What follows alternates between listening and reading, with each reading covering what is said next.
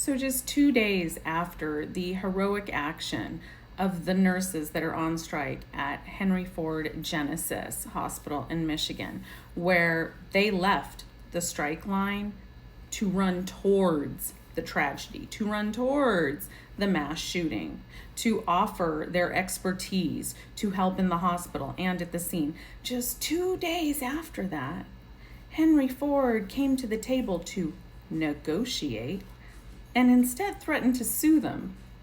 How did we get to this point? Everything in this video is alleged, but I will tell you that I have gotten the same version of events from countless people today. Okay? So after being on strike for a month, suddenly,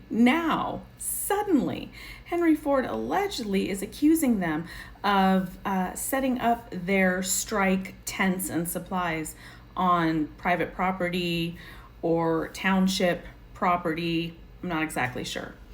And basically are giving them a restraining order and saying, you have until 11 a.m. tomorrow. I don't even think they got 24 hours notice. 11 a.m. tomorrow to clear out everything. So they can't have tents to get a break from the sun. They can't have their heated lamps to keep them warm when they're on strike at night when it's cold. They can't have the tables with bottled water or food. They even allegedly reduced their number of porta potties by more than half.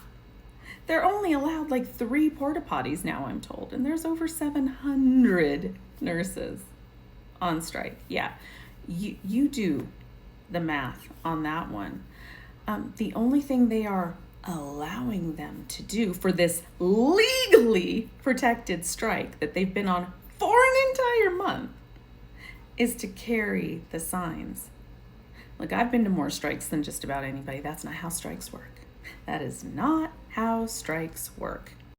But how generous of Henry Ford to allow them to continue striking for their legally protected strike that they were given 10 days advance notice for. But there is a good Samaritan who happens to have property adjacent to the hospital, apparently. And allegedly, Henry Ford tried to buy this property from the homeowner a few years ago, and the homeowner refused. And this homeowner just happens to be very pro-union and has offered up their property to put up some of the tents, some of the food and water and supplies, which is amazing, right? Make no mistake, this is union busting. And this is actually a very common tactic that you see when nurses and workers in general are on strike, is they will suddenly claim, oh my God, you stepped off the sidewalk and one toe touched the grass on our property. We're calling the police. You're on private property. Like, it's so ridiculous, but it's very common. And you see this all the time. But in this particular situation, I think it's clear. We can all see what's going on.